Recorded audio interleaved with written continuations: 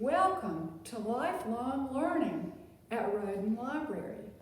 I'm librarian Joyce Ellison.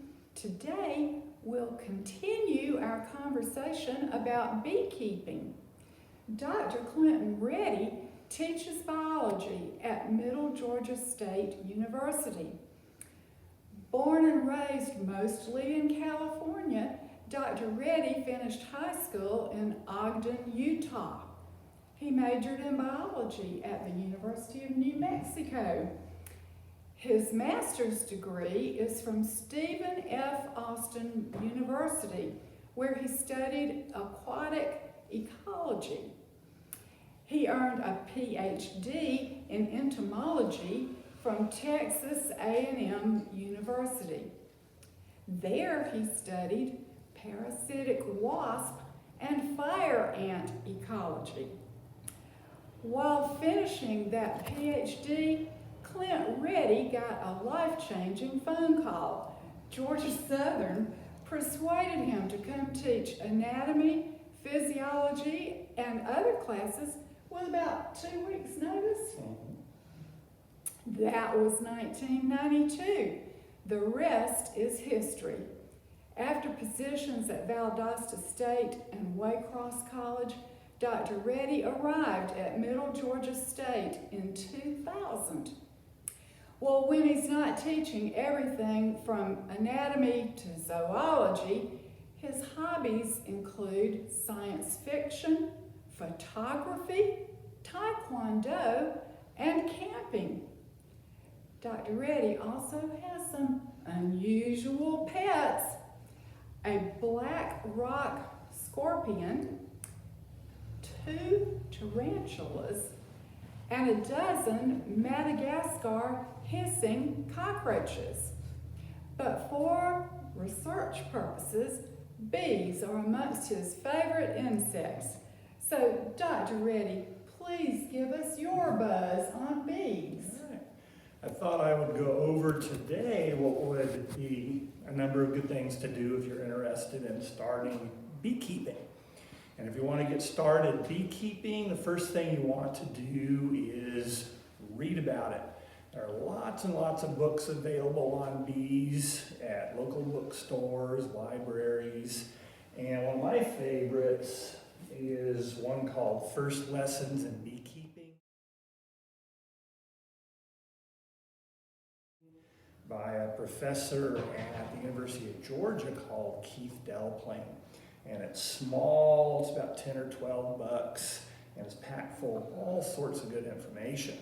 So read about bees, learn about them, and also go to the Beekeepers Association website and find a local bee club. And they're all over the state, and there are literally dozens of them. A lot of towns and communities have them. Near Hawkinsville, we have the 3-county beekeepers based in Cochran, and it serves 3 counties: Bleckley County, Pulaski County, and Dodge County. So you've read about bees, you've joined a beekeeper club, you're interacting with other beekeepers, learning from them, and next you want to buy your bees and your equipment. And when you buy bees, you want to start looking for them in November or December. And talk to your local bee club. There are a number of companies that sell bees. One that I like is called Rossman Apiaries in Moultrie, just a couple of hours south of here. And there's a Heart of Georgia Beekeepers in Perry that makes arrangements with local beekeepers to sell bees. And the bees, you can get them in 2 ways. One of them is called a Nucleus Hive, or a nuke. That's a little miniature hive that has a queen that's laying eggs, and it's ready to go, and you can just transfer it into a bigger box. That's what the Heart of Georgia Beekeepers Bee Club does. And you can also get a package of bees, which is essentially a box with 3 to 5 pounds of bees and a queen. And then you dump those bees into a box and let them get their start. And you'll also want to get a number of types of equipment. And one thing is protective clothing. And we have a bee coat here, and there are a number of types. This one's a ventilated bee jacket. It's made of a mesh material. Of course, the bees can't get through it. And it breathes well in the summer when it's really hot. And put it on here. And zip it up. And in Georgia especially, you'll want a sweatband, because when you're working with bees in the summer especially, you'll be producing a lot of sweat. And if you are follically impaired, like I am, something else to cover your bald head. If you have a good full head of hair, you don't need that. And put your veil on. Make sure everything is zipped up. Once or twice, I forgot to zip my veil, and the consequences were a little unpleasant. And then you'll also need some gloves. A lot of thick pants. There are some bee outfits that you can get the coat and the pants that'll protect you from their stings. I just wear thick blue jeans, closed-toed shoes, thick socks. And a lot of beekeepers will tell you, you want to get away from wearing this. And I don't know about a lot, but some beekeepers say, hey, you don't need anything. You want to get comfortable with your bees and don't wear this stuff. And if you're beekeeping, you will get stung. You can't avoid it.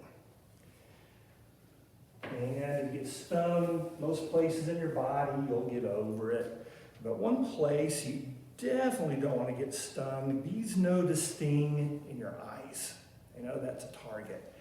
And if you get stung in the eyes, that could lead to permanent blindness. So if nothing else, at least wear a veil. And you get stung in other places, a little painful, but getting stung in the eyes, that's not bad. So definitely a veil, if nothing else. So bee clothing, and you'll need a smoker.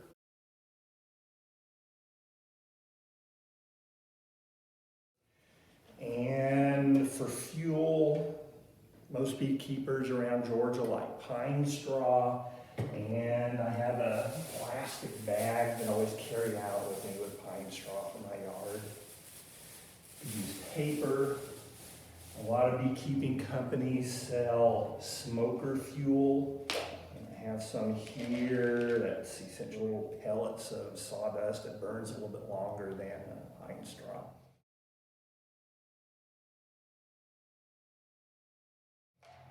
And you want to get a good fire going in your smoker. And then before you get started, you puff the smoke in your hives just a little bit. And the smoke does two things. It disrupts their alarm pheromones.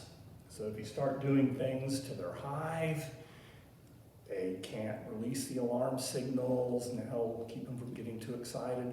Also, they get the idea there's a fire in the area, and they'll start gorging on food, getting ready to abandon the hive. And ideally, they'll leave you alone while you're carrying part of their home, which they don't particularly like. Another essential piece of equipment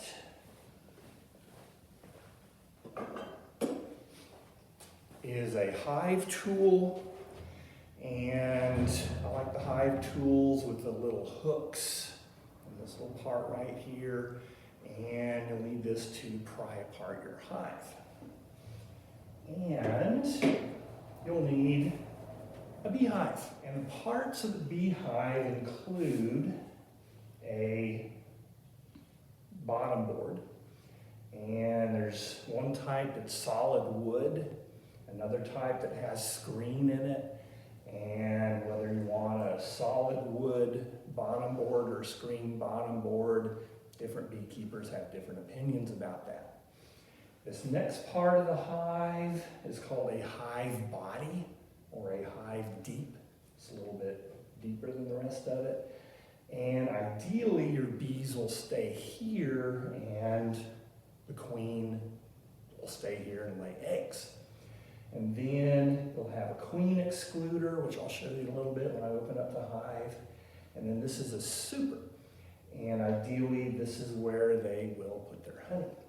And as they fill up the super with honey, you can add more supers. You can keep adding more and more supers. In a really good area where there's lots of nectar, some beehives can have 5 or 10 supers. And if it's full of honey, each of these supers has about 30 pounds of honey. And this is a telescoping hive cover. And I'm going to start opening the hive here.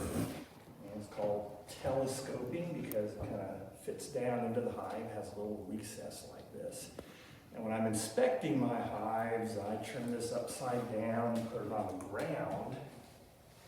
I'll lay other parts of the hive on top of that, and I'll keep pine straw and leaves off the rest of the parts. This is an inner hive cover, has a little groove that the bees can use for top entrance to the hive. Also can be used for ventilation, and the bees will come and go through this opening. And what they'll do, let's see if I can find that real quick. I'll see it immediately. But what they'll do is they'll gather pine sap and mix it with wax and saliva and make a substance called propolis.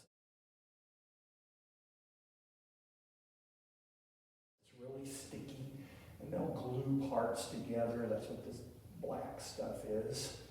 And the hive parts will be glued together. And this is where the Hive Tool comes in handy. Because once you take that outer cover off, you have to pry open the inner cover and then get that out of the way. And then you'll have a super, and it'll be full of a bunch of frames. I'll show you a frame in a little bit. And you'll inspect the frames. And when you're done inspecting the frames, you'll have to pry this off. Sometimes it'll be really stuck together with that propolis. And if this is full of 30 pounds of honey, it'll be really heavy. Now these beehives are called Landstrop Hives. And you can get 10 frame hives or 8 frame hives. A lot of people like the 8 frame hives because they're not quite as heavy. If this is full of 10 frames of honey, it's going to be at least 30 pounds. That's kind of heavy. And here we have the queen excluder. It'll be glued down. It'll have wax in it. Have to pry that up. And what this will do, these little slots here, the workers can fit through those. The worker bees can fit through those. But ideally, the queen can't. And you want the queen to stay down here laying eggs. You don't want the queen in the super laying eggs where the honey is. And some beekeepers like them, some beekeepers don't. And what I've found is half the time the queen is small enough to squeeze through here, so she'll get through this queen excluder. So sometimes it'll work, sometimes it won't. And then the bees will add wax to it. But ideally, the queen will stay down here and the workers can go up into the higher levels and add honey. And now we're into the hive deep or hive body. And as you can see, it has 10 frames in it. And you would use your Hive Tool to pry up the frame.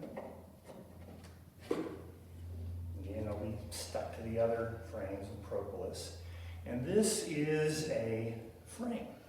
And this is a deep frame. It goes into this hive body or hive deep. Ones like the super I showed you earlier, it's called a medium super. They're not quite as tall. There's also a shallow super that's even less tall, and you'd use that if you want to get comb honey. And you would inspect this frame, see how much honey and wax it has. And another hive part I like is a frame holder. And when you're inspecting the hives, you'll take the frame, put it on a frame holder, and then you'll use your Hive Tool to inspect the next frame. And I have a teaching hive here, and these frames have pictures of on describing different aspects of bee biology. And one more item that is quite useful for a beehive